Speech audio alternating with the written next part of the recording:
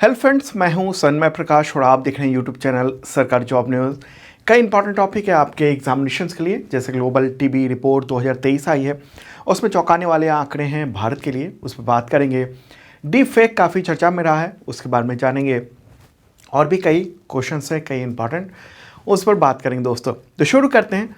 और हाँ, एक इन्फॉर्मेशन कि जनवरी से लेकर नवंबर तक का अब तक का मैराथन वीडियो अवेलेबल हो चुका है। देखिएगा ज़रूर, इस वीडियो के डिस्क्रिप्शन में मैंने उसका लिंक दे दिया है और वीडियो के साथ पीडीएफ भी मिलेगा जिन लोगों ने मेंबरशिप लिया हुआ है उन सबको। तो शुरू करते हैं दोस्तों। और पहला क्वेश्चन, डीप फेक क्या है जिसकी चर्चा मीडिया में एक्ट्रेस रश्मिका मंदाना की वजह से रही है? आंसर को उपरोक्त सभी। क्या क्या है? असली वीडियो में दूसरे व्यक्ति का चेहरा फिट कर देना, असली फ़ोटो में दूसरे व्यक्ति का चेहरा फिट कर देना, असली वीडियो में दूसरे की आवाज़ को फिट कर देना। तो ये सब होता है डीप फेक। ठीक है, मतलब कि नकली वीडियो और तस्वीरें क्रिएट की जा सकती हैं और इसके लिए मशीन लर्निंग और आर्टिफिशियल इंटेलिजेंस यानी एआई टेक्नोलॉजी का इस्तेमाल किया जाता है।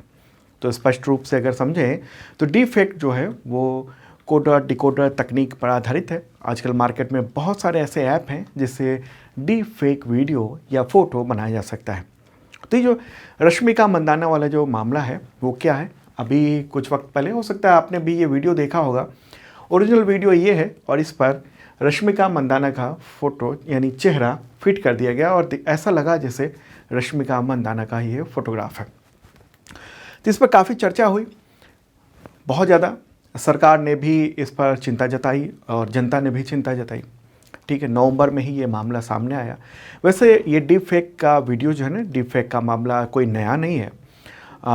वो पिछले कुछ साल से ये देखने को मिल रहा है, लेकिन अभी ये चूँकि सार्वजनिक रूप से सोशल मीडिया में वायरल हुआ वीडियो, इसलिए इसकी चर्चा काफ़ी ज़्यादा रही। और उसके बाद फिर सरकार ने भी इस पर रिएक्शन दिया।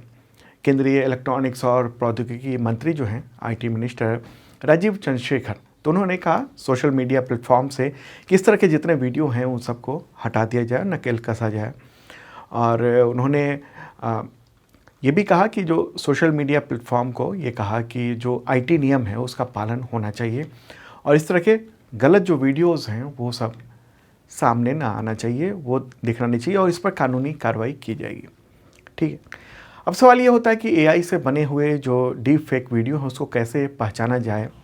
तो देखिए, कई सारे इसके तरीके होते हैं डीप फेक पहचानने के। जैसे डीप फेक वीडियो जो है वो अक्सर आँखों की अननेचुरल मूवमेंट को दिखाते हैं। मतलब वास्तविक वीडियो में आँखों का मूवमेंट आमतौर पर रियल होता है, लेकिन जो डीप फेक वीडियो होता है उसमें आँखों का मूवमेंट और हाव भाव, उसमें काफ़ी अंतर देखने को मिलता है। कलर और लाइटनिंग से भी अंतर समझ सकते हैं। जो कलर टोन है वो सेम पूरी बॉडी पर होता है अगर ओरिजिनल वीडियो हो, ओरिजिनल फ़ोटोग्राफ हो तो। और कॉपी करने में अगर वहाँ दूसरे का फ़ोटोग्राफ चेहरा लगाया जाता है तो वो कलर में अंतर हो जाता है। तो ऐसे में लाइटिंग का जो मिसमैच है ना, उस पर ध्यान से देखने पर पता चल सकता है। और क्या है, ऑडियो क्वालिटी में अंतर हो जाता है। कई बार एआई जनरेटेड ऑडियो का इस्तेमाल करते हैं तो गलतियां होती हैं, तो उन गलतियों को पकड़ने पर ये पता चल सकता है। बॉडी की जो अजीब सी शेप हो जाती है, ये चाल है अगर, तो उससे पता चल सकता है। कभी कभी बॉडी शेप अननेचुरल सा लगता है, बॉडी मूवमेंट अननेचुरल सा लगता है, ठीक है, पहनावा अननेचुरल सा लगता है। तो इन सब से भी देख के आप समझ सकते हैं। ठीक है, तो ये सब चीज़ें आर्टिफिशियल तरीके से चेहरे का जो मूवमेंट है वो हो रहा हो वो भी समझ सकते हैं, लेकिन आम लोगों के लिए समझना थोड़ा मुश्किल होता है।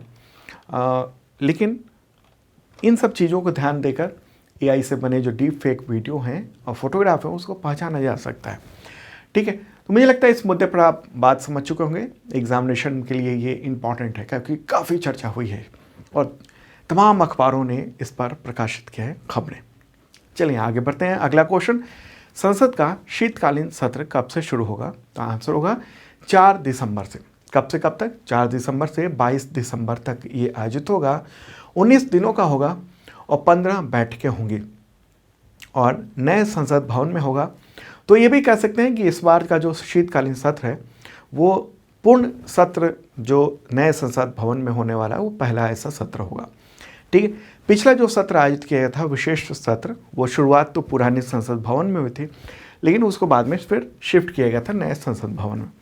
ओके, और इस बार जो है ना कई सारे इंपॉर्टेंट मुद्दों पर चर्चा हो सकती है और उस विधेयक को पारित किया जा सकता है, जैसे जो भारतीय दंड संहिता है, साक्ष्य अधिनियम है, आपराधिक प्रक्रिया यानी CRPC, IPC, इन सब को बदलने वाले जो 3 कानून हैं वो यहाँ हो सकते हैं पारित हो।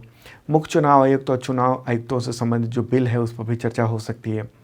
ठीक है, महुआ मोइत्रा जो तृणमूल कांग्रेस सांसद हैं, कैश फॉर क्वेरी, उस मुद्दे पर भी जो रिपोर्ट आई है लोकसभा आचार समिति की, तो उस पर भी चर्चा हो सकती है। और भी कई मुद्दे हैं, जैसे भी आगे कुछ होता है तो मैं आपको बताऊंगा। आगे बढ़ते हैं दोस्तों, अगला क्वेश्चन महत्वपूर्ण क्वेश्चन ही है। WHO की ग्लोबल ट्यूबरक्लोसिस रिपोर्ट 2023 के अनुसार वर्ष 2022 में सबसे ज़्यादा किस देश में टीबी के मामले आए हैं? टीबी बीमारी के, ट्यूबरक्लोसिस। आंसर होगा भारत। इंडिया में सबसे ज़्यादा मामले हैं और ये न्यूज़ देख रहे हैं आप। ठीक है, चलिए आगे बढ़ते हैं और इस पर काफ़ी डिटेल में बात करेंगे इस क्वेश्चन में। क्वेश्चन होगा WHO की ग्लोबल ट्यूबरक्लोसिस रिपोर्ट 2023 के अनुसार दुनिया में सबसे ज़्यादा कितने प्रतिशत टीबी के मामले भारत में हैं? आंसर 27%। दुनिया का 27% ये भारत में है। ये रिपोर्ट जारी हुई है WHO के द्वारा और इसी के अनुसार 27% है। भारत में ना 28.2 लाख, कितना 28.2 लाख इतने टीबी के मामले हैं और इनकी जो मृत्यु दर है वो 12% है, वो भी ज़्यादा है। ठीक है, भारत में टीबी से होने वाली जो मौत है एक साल 2022 में उसकी संख्या 3,42,000 थी। बहुत बड़ा आंकड़ा है। 3,42,000 लोगों की मौत हुई टीबी बीमारी की वजह से, और इनमें जो HIV नेगेटिव लोग थे वो 3,31,000 थे और HIV पॉजिटिव लोग वो 11,000 लोग थे। ठीक है, तो कुल मिला के अगर हम कहें 2022 में जो दुनिया के 87% जो टीबी के मामले हैं वो 30 उच्च जो देश हैं, 30 देश हैं वहाँ से संबंधित हैं। और अगर हम बात करेंगे कि सबसे ज़्यादा जो टीबी के मामले कहाँ पर हैं, तो ये 8 देश हैं।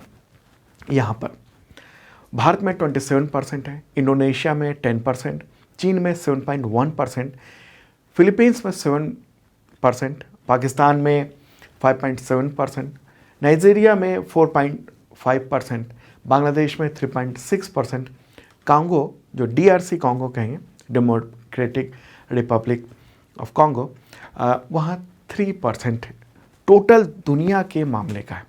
ठीक है, तो अभी क्या हुआ ना, लेटेस्ट ये रिपोर्ट ये है कि 2022 में 75 लाख लोगों में टीबी जो है डायग्नोस किया गया और ये 1995 के बाद, मतलब जब से निगरानी शुरू हुई है उसके बाद का सबसे बड़ा आंकड़ा है। और ये जो आंकड़ा आप देख रहे हैं ना 27%, 10%, ये सब जो आंकड़ा है ना, ये पुराने और नए टीबी मरीजों का टोटल ये आंकड़ा है। ठीक है, और अगर नए की बात करेंगे तो दुनिया में 75 लाख नए टीबी के मामले सामने आए हैं।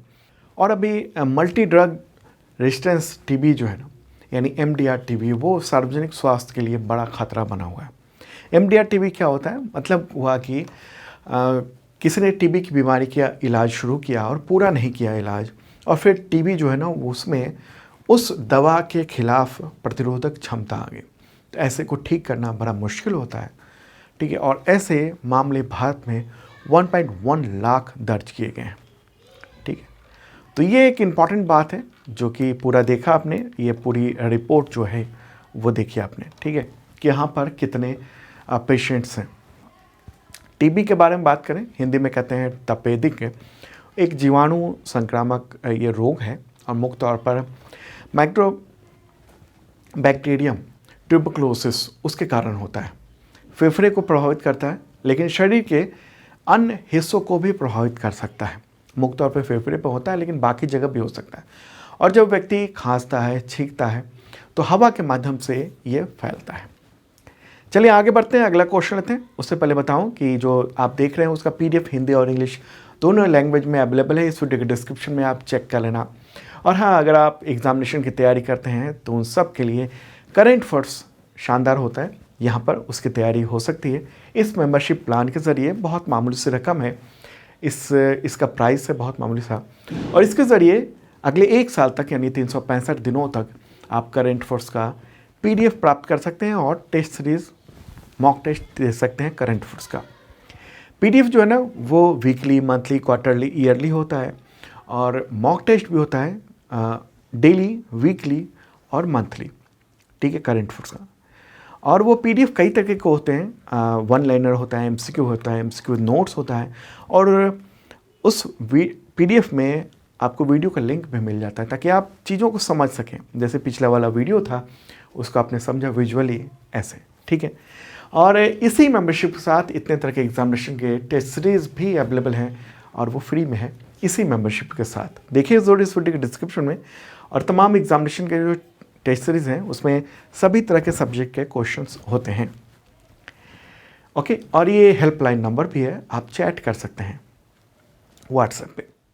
चलिए आगे बढ़ते हैं, अगला क्वेश्चन लेते हैं। भारत ने किस देश में अपने 8 पूर्व नौसैन्य अधिकारियों को मौत की सज़ा सुनाए जाने के बाद एक अपील दायर की है? आंसर होगा कतर। इसके बारे में मैंने काफ़ी डिटेल में पहले बताया हुआ है। तो कतर की एक अदालत ने अक्टूबर में 8 पूर्व नौसैनिक अधिकारियों को मौत की सज़ा सुनाई थी।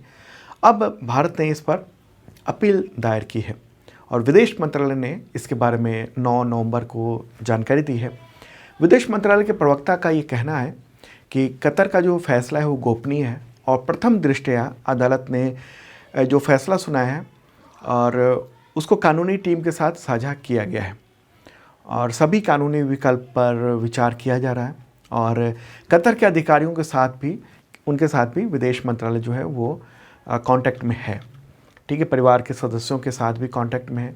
और भारत जो है इस पूरे मामले में कानूनी और राजनयिक समर्थन देना जारी रखेगा। क्यों सज़ा सुनाई गई थी इन सबको? ये टोटल जो देख रहे हैं आप 8 पूर्व नौसैन्य अधिकारी हैं, तो उन सबको सज़ा सुनाई गई थी। और ये जो कुछ है ना, वो तो जो जहाज हैं, युद्धपोत हैं, उनके कमांडर भी रह चुके थे। हालांकि इन सभी पर जो आरोप लगाए गए थे उसको सार्वजनिक तो नहीं किया गया, लेकिन वहाँ पर सॉलिटरी कन्फाइनमेंट में रखा गया है, एकांत कारावास में रखा गया। और उससे ऐसा चर्चा है कि ये सुरक्षा संबंधित अपराध के सिलसिले में गिरफ्तार किया गया था और फांसी की सज़ा या मौत की सज़ा सुनाई गई वहाँ पर। कतर के जो स्थानीय मीडिया है उसमें ये दावा किया गया है कि इजराइल के लिए इन नौसैन्य अधिकारियों ने जासूसी की थी, ऐसा आरोप है। कतर की स्थानीय मीडिया में ऐसा बताया गया है, ठीक है। तो जो भी कुछ होता है उसके बारे में और डिटेल आगे मैं आपको बताऊंगा, ओके। और कतर को एक बार मैप में देख लेते हैं कि कतर है कहाँ पर। कतर ये देख रहे हैं आप यहाँ पर, ये रेड कलर में जो है ना वो है कतर, ओके। यहाँ ये वाला है कतर और इसकी राजधानी क्या है? दोहा है। और इसके जो चीफ होते हैं ना वो आमिर कहे जाते हैं, मतलब समझ लीजिए किंग जैसे। तो उनका नाम है शेख तमीम बिन हमद अल थानी। थानी राजवंश का शासन है वहाँ पर। मुख्य तौर पर आमिर ही होता है। प्रधानमंत्री भी होते हैं जो असिस्टेंट के तौर पर काम करते हैं, मतलब उनके लिए काम करते हैं। प्रधानमंत्री का नाम है मोहम्मद बिन अब्दुल रहमान बिन जसीम अल थानी। सरकार के प्रमुख होते हैं और यहाँ पर पेट्रोलियम और प्राकृतिक गैस का दुनिया का सबसे बड़ा भंडार है। पड़ोसी देश की बात करेंगे तो इसके ये रहा सऊदी अरब और इधर जो है ना पर्शियन गल्फ है, फारस की खाड़ी। आगे बढ़ते हैं, अगला क्वेश्चन। बिहार विधानसभा ने राज्य में SC, ST, BC और EBC यानी schedule caste, schedule tribe, backward class और एक्सट्रीमली बैकवर्ड क्लास के लिए मौजूदा 50% आरक्षण को बढ़ाकर कितना प्रतिशत करने के विधेयक को पारित किया है? आंसर का 65% करने के विधेयक को पारित किया गया है और बिहार विधानसभा ने 9 नवंबर को सर्वसम्मति से ये विधेयक जो है ना वो पारित कर दिया है। तो इस तरह से अगर देखेंगे तो EWS का जो 10% आरक्षण है उसको मिलाकर यहाँ पर 75% ये आंकड़ा पहुँच जाएगा। तो संशोधित जो विधेयक है वो कानून बन जाएगा राज्यपाल के पास भेजा गया है सहमति के लिए। अगर साइन कर देते हैं वो, तो ये कानून बन जाएगा। ठीक है, तो महत्वपूर्ण बात ये रही। हालांकि इसके बारे में काफ़ी डिटेल मैंने बताया था, जैसे अनुसूचित किनको कितना होगा, अनुसूचित जाति उनको 16% से बढ़ाकर 20%, अनुसूचित जनजाति उनको 1% बढ़ाकर 2%, और जो पिछड़ा वर्ग है यानी BC उसको मिलता है 12%, और EBC उसे मिलता है 18%। तो उन दोनों को जो है ना वो एक साथ बढ़ाकर 43% करने का ये प्रावधान रखा गया है। आगे बढ़ते हैं, अगला क्वेश्चन लेते हैं। प्रलय किस तरह की मिसाइल है जिसका परीक्षण DRDO ने अब्दुल कलाम द्वीप पर किया है? ये द्वीप कहाँ पर है? ये द्वीप है उड़ीसा में। तो किस तरह की मिसाइल है? Surface to surface short range ballistic missile. Okay, और इसको शॉर्ट में SRBM भी कहेंगे। क्या कहेंगे? SRBM, ये शॉर्ट रेंज बैलिस्टिक मिसाइल। और ये क्या है? सरफेस टू सरफेस ये अटैक कर सकती है। देखिए, शॉर्ट रेंज मिसाइल उसको कहते हैं जो 1000 किलोमीटर या उससे कम रेंज की बैलिस्टिक मिसाइल हो। ठीक है, तो शॉर्ट रेंज की ये कहलाती है। और भारत ने 7 नवंबर को उड़ीसा के तट पर इसका परीक्षण किया सफलतापूर्वक, और जो इसके टारगेट थे वो पूरा कर लिए गए हैं, देखा गया है। ठीक है, इस मिसाइल को डेवलप किया किसने? DRDO ने, defence research and development organisation ने। ओके, प्रलय की जो मारक क्षमता है वो 350 से 500 किलोमीटर है। शॉर्ट रेंज की मिसाइल है, पेलोड क्षमता 500 से 1000 किलोग्राम है। और इसको LAC यानी लाइन ऑफ एक्चुअल कंट्रोल जो चीन के साथ साझा होता है, और LOC यानी लाइन ऑफ कंट्रोल यानी ये पाकिस्तान के साथ जो साझा होता है, तो वहाँ पर तैनाती के लिए विकसित किया गया है। ओके, यानी पाक ऑक्युपाइड कश्मीर से जुड़ा हुआ जो है LOC वहाँ पर भी तैनात किया जाएगा। ठीक है, कितने तरह के मिसाइल होते हैं? देखिए, क्रूज मिसाइल होता है और दूसरा मुख्य तौर पर होता है बैलिस्टिक मिसाइल। क्रूज मिसाइल जो होता है वो तेज चलता है और लेकिन कम ऊंचाई पर चलता है। क्रूज मिसाइल जो ना धरती के ऊपर ही ठीक ऐसे वो आगे बढ़ता है, लेकिन जो बैलिस्टिक मिसाइल है ना वो ऐसे उड़ता है, उड़ा इधर से और सीधे यहाँ पर गिरा। ठीक है, तो बैलिस्टिक मिसाइल वो सुपरसोनिक या हाइपरसोनिक गति से भी यात्रा कर सकता है। दोनों की अपनी अपनी खासियत होती है। ठीक है, तो DRDO ने ये काम किया है। DRDO की स्थापना हुई थी 1958 में, मुख्यालय न्यू दिल्ली में, और चेयरमैन है समीर V कामत। आगे बढ़ते हैं, अगला क्वेश्चन। अलीगढ़ नगर निगम ने सर्वसम्मति से अलीगढ़ का नया नाम क्या रखने का प्रस्ताव किया है, या नाम बदलने का क्या प्रस्ताव किया है? आंसर होगा हरिगढ़। हरिगढ़ रखने का प्रस्ताव जो है ना वो पारित किया गया है। न्यूज़ भी देख रहे हैं द हिंदू में। ये 6 नवंबर की बात है। अलीगढ़ नगर निगम ने इस प्रस्ताव को पारित किया है। अलीगढ़ के मेयर हैं प्रशांत सिंघल। तो उन्होंने द हिंदू से ये कहा है कि ये प्रस्ताव जो है ना गवर्नमेंट को भेजा गया है। ठीक है, तो ये नाम हो सकता है कि आगे अगर गवर्नमेंट को पसंद आए तो अलीगढ़ को आप हरिगढ़ कहेंगे। ठीक है, लेकिन इसमें पूरी प्रक्रिया होती है और काफ़ी लंबा वक्त लगता है, 1-1.5 साल लगता है अगर ये सरकार चाहे तो। आगे बढ़ते हैं दोस्तों, अगला question. Botanical survey of India यानी BSI ने किस राज्य में एपीफाइटिक पौधे की नई प्रजाति, उसका नाम रखा गया है लिसियोनोटस, उसकी खोज की है? आंसर होगा अरुणाचल प्रदेश। ठीक है, अरुणाचल प्रदेश में ये ढूंढा गया है। और लिसियोनोटस नामचुमी नाम की एक प्रजाति की खोज की गई है, और इसका नाम लिसियोनोटस के तौर पर जाना जाएगा। ठीक है, तो इस प्रजाति को अरुणाचल प्रदेश के पक्के केसांग जिले में खोजा गया है। अरुणाचल प्रदेश कहाँ है? प्यारा भारत रहा, और यहाँ पर है ये अरुणाचल प्रदेश है। तो BSI यानी बॉटनिकल सर्वे ऑफ इंडिया के वैज्ञानिकों ने कुछ अंतर्राष्ट्रीय जो संस्थान हैं उन सबके साथ मिलकर इस प्रजाति की खोज की है, और ये देख रहे हैं आप फोटोग्राफ। ओके, और इसको अंतर्राष्ट्रीय जर्नल में भी प्रकाशित किया गया है। ओके, चलिए आगे बढ़ते हैं, अगला क्वेश्चन लेते हैं। उससे पहले आपको बता दूं BSI के बारे में। बॉटनिकल सर्वे ऑफ इंडिया, इसकी स्थापना हुई थी 13 फरवरी 1890 में मुख्यालय कोलकाता में है और ये टॉप एक इंस्टीट्यूट है जो बॉटनिकल से रिलेटेड यानी वनस्पति से रिलेटेड और जलवायु परिवर्तन से रिलेटेड जो चीज़ों पर काम करता है। अगला क्वेश्चन लेते हैं, आईसीसी यानी अंतर्राष्ट्रीय क्रिकेट परिषद ने किस वजह से श्रीलंका क्रिकेट बोर्ड को सस्पेंड कर दिया है? आंसर का सरकारी हस्तक्षेप, ओके, गवर्नमेंट इंटरवेंशन की वजह से ये काम किया है। देख रहे हैं आप न्यूज़ में भी, ठीक है। देखिए क्रिकेट वर्ल्ड कप चल रहा है 2023 और उसके बीच में आईसीसी ने ये एक बहुत बड़ा फैसला किया है सस्पेंड करने का। वह ये था कि श्रीलंकाई संसद ने सर्वसम्मति से एक प्रस्ताव पारित किया है और उसके अनुसार क्रिकेट बोर्ड को ही बर्खास्त करने की मांग की गई थी। तो आईसीसी को श्रीलंका की सरकार या कहें श्रीलंका की संसद का ये फैसला पसंद नहीं आया।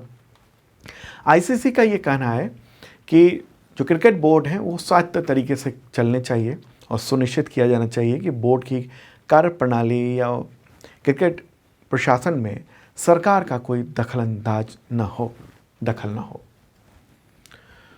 तो श्रीलंकाई टीम के लिए बड़ा ही झटका है ये, तो वर्ल्ड कप के दौरान ही सस्पेंड कर दिए गए।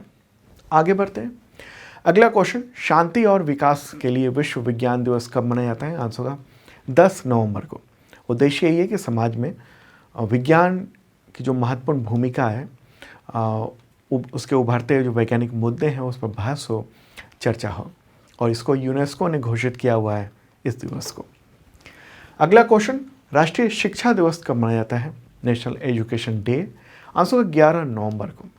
देखिए स्वतंत्र भारत के जो पहले एजुकेशन मिनिस्टर थे मौलाना अबुल कलाम आज़ाद, तो उनकी जयंती के अवसर पर हर साल 11 नवंबर को ये मनाया जाता है। और मौलाना आज़ाद को 1992 में मरणोपरांत भारत का सर्वोच्च नागरिक सम्मान यानी भारत रत्न से भी सम्मानित किया गया था। अच्छा, इसको अभी तो शिक्षा मंत्रालय हो गया है, उस वक्त यानी 2008 में मानव संसाधन विकास मंत्रालय कहा जाता था, एचआरडी मिनिस्ट्री। तो उसने 11 सितंबर 2008 को इस दिवस की घोषणा की थी। तो दोस्तों ये था इंपॉर्टेंट करंट अफेयर्स। कैसा लगा कमेंट बॉक्स में बता सकते हैं आप। और डेली आपको मिलेगा वीडियो, मॉर्निंग को कल मिलेंगे फिर ताज़ा तरीन कंटेंट के साथ। बाय।